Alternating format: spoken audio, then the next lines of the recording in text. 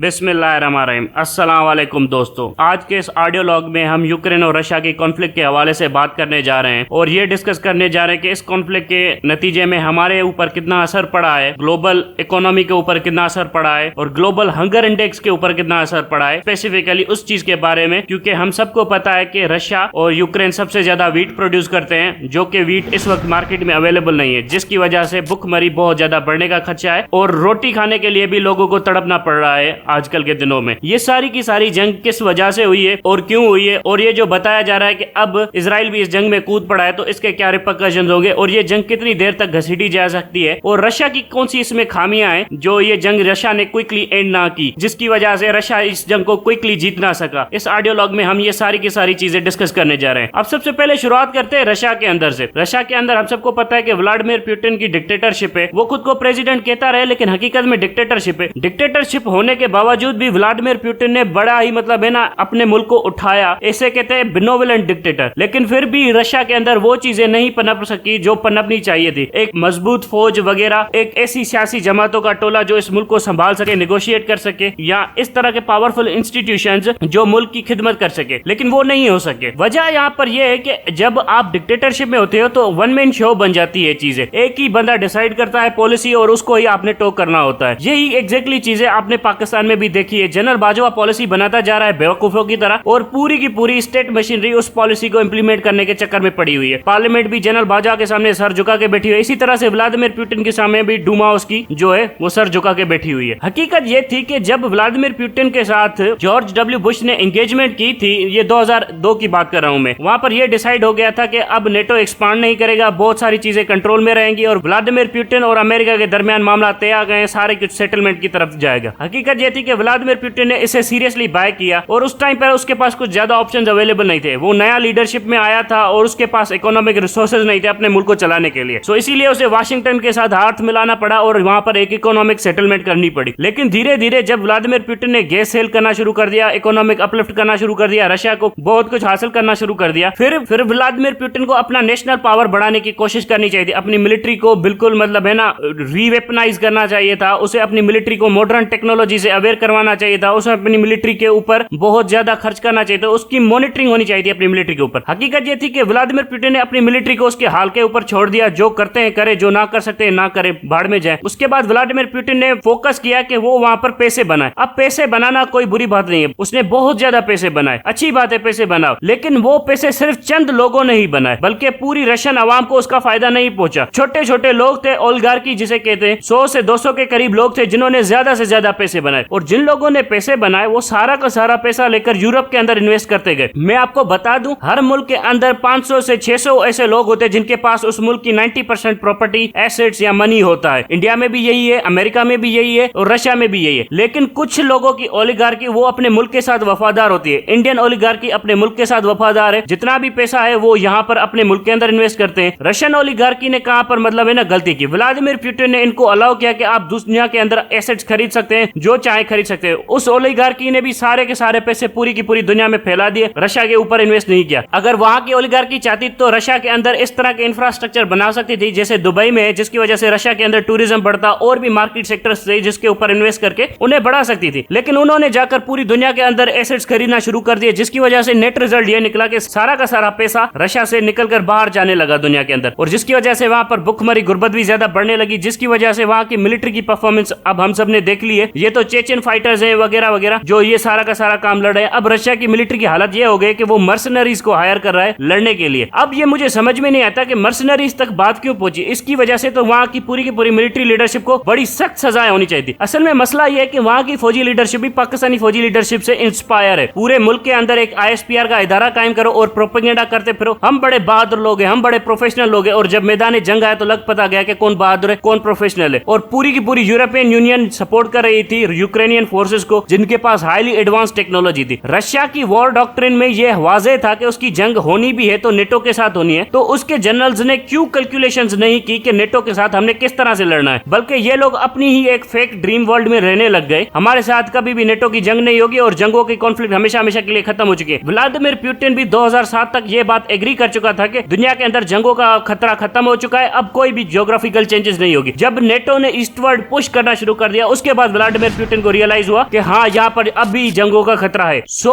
Waste successfully Vladimir Putin को ये बेवकूफ बनाने में कामयाब हो गया कि जंगें खत्म हो चुकी है पूरी दुनिया के अंदर, अब लिबरल सेक्युलरिज्म का दौर आ चुका है। सो व्लादिमीर पुतिन वेस्ट की बातों में आ गया और अब भुगत रहा है जो कुछ भी हो रहा है वहां पर। हालांकि रशिया जंगे जीत भी रहा है, ऐसा नहीं है कि सारी की सारी जंगे हारा है, लेकिन जंग जीत किस कीमत पर रहा है, मतलब वो अपना ज्यादा से ज्यादा मैन पावर यूज कर रहा है बजाय के टेक्नोलॉजिकल एडवांटेजेस जो यूज कर सके। हालत ये हो गई है कि रशिया जैसी इतनी पावरफुल मिलिट्री को ईरानियन ड्रोन शहीद 11 के ऊपर रिलाय करना पड़ा है अपनी जंग के ऊपर ग्रिप मजबूत करने के लिए। अब मुझे समझ में नहीं आता, इतनी बड़ी जायंट मशीन है रशिया की और उसको सिर्फ ईरान के ऊपर रिलाय करना पड़ रहा है। ये S-400 सिस्टम, ये वेपनरी, ये सारे के सारे चीजें क्या है। रशियन लोग अब जहाज भी नहीं उड़ा रहे, वो एयरफोर्स अपनी इस्तेमाल नहीं कर सकते, वो अपने हेलीकॉप्टर्स, गनशिप हेलीकॉप्टर्स वगैरह इस्तेमाल नहीं कर रहे और अमेरिकन MRLS सिस्टम्स वगैरह वगैरह हाइमार सिस्टम्स को यूज करके प्रिसाइज स्ट्राइक कर रहे हैं रशियन ट्रूप्स के ऊपर। अब मुझे भैया कोई बता सकता है कि फौज का मोरल इतना डाउन क्यों है रशिया के अंदर और रशिया क्यों इतनी तेजी से आगे नहीं बढ़ पा रहा। हालांकि जब पहले दिन थे जंग के तब रशिया कीव से 10 किलोमीटर की दूरी पर जाकर पहुंचा था, उसे कीव ऑक्यूपाई कर लेना चाहिए था। अगर वो कीव ऑक्यूपाई कर लेता तो बहुत ज्यादा प्रेशर बनता यूक्रेनियन गवर्नमेंट के ऊपर, लेकिन रशियन मिलिट्री स्ट्रेटेजिस्ट ने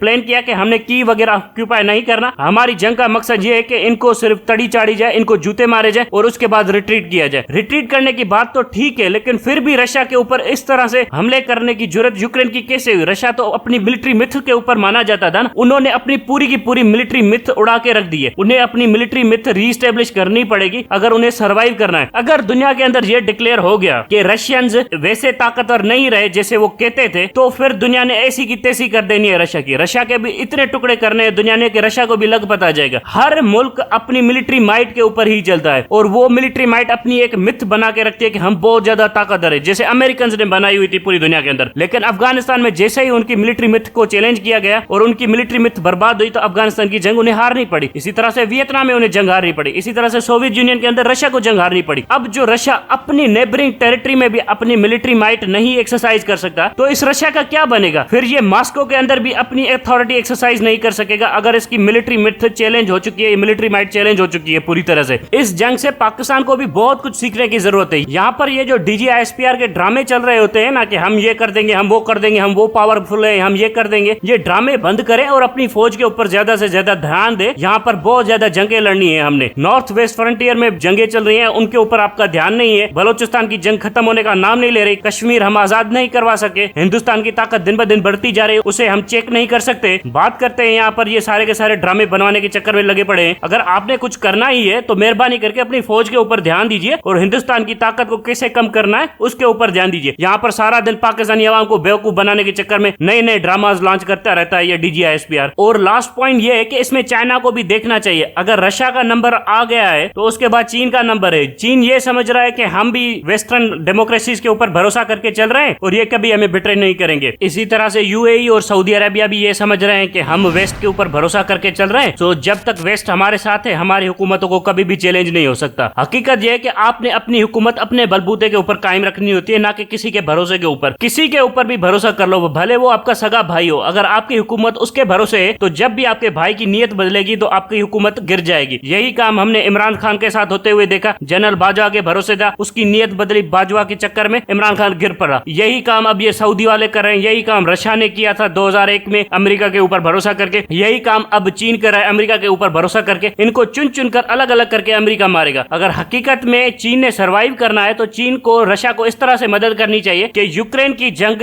इतनी लंबी खिंच जाए जिसमें नेटो की धज्जियां उड़ जाए। अगर नेटो बच जाता है यूक्रेन की जंग से तो ये ग्लोबल पावर बनने का सपना जो चीन का है वो सपना ही रह जाएगा। Thank you very much.